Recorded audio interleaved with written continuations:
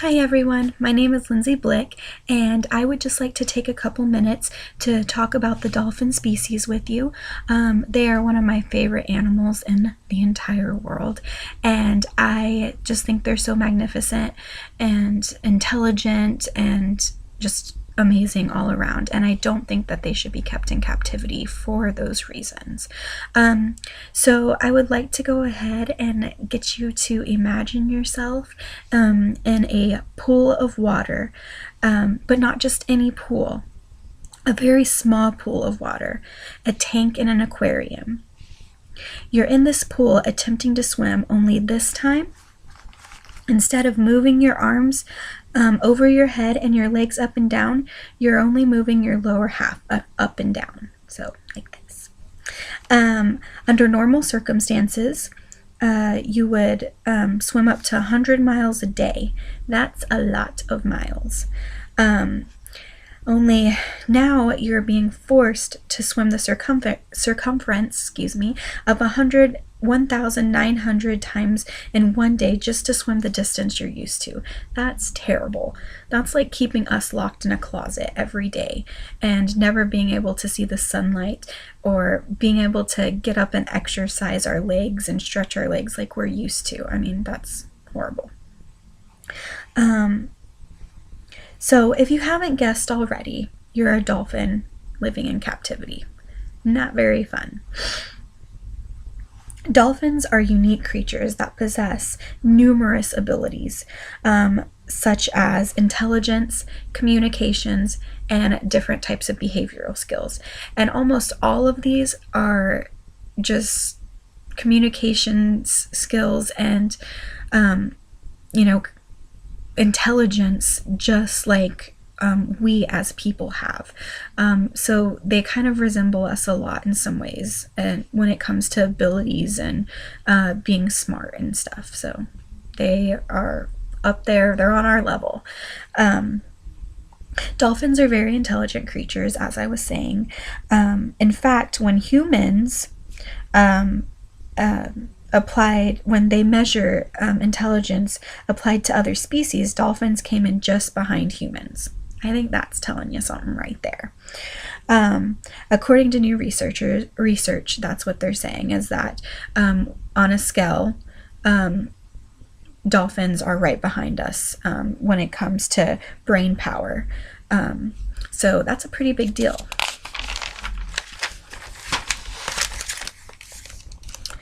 Dolphins possess awareness. They feel just like we do as humans, so that's very important to know that as I'm going into all of this. So according to the world's leading dolphin expert, Lori Marino, she conducted MRI scans that show that dolphins' brains are 4 to 5 times larger than their body size. Humans, we also possess a impressive brain-to-body ratio. So this is another way we're similar. Marina goes on to explain that if we use relative brain size as a metric of intelligence, when one would have to conclude that dolphins do come in second to intelligence to modern humans. That's a big deal. Dolphins also have various communication ways of communicating, just like we do as humans. They communicate with vocal signals, different communicating patterns such as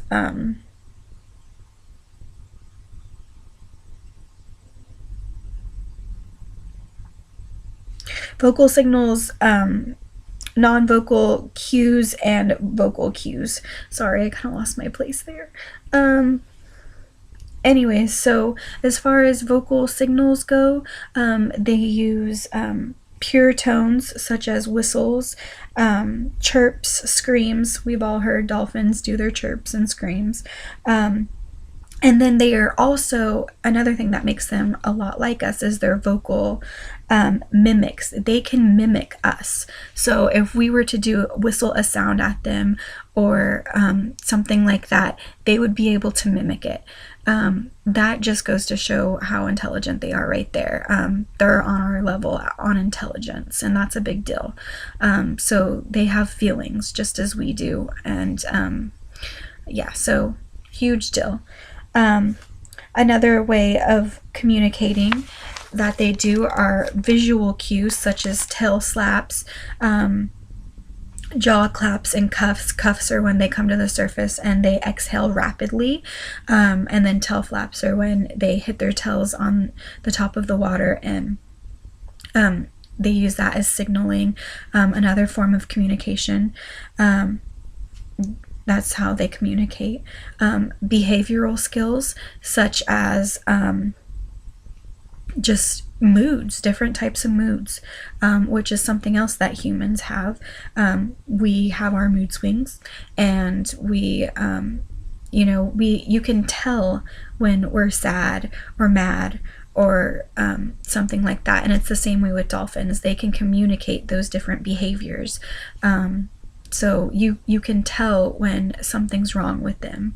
And I think that is such a huge thing, because most dolphins living in captivity, they have those outbursts, and they're trying to tell us something, and that is that they're unhappy.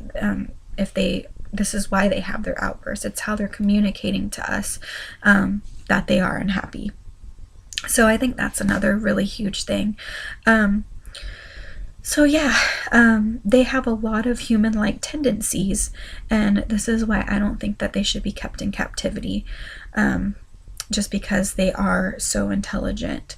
I think if something can feel like we do, then it should be treated with some form of dignity, like humans, like everybody expects humans to be treated.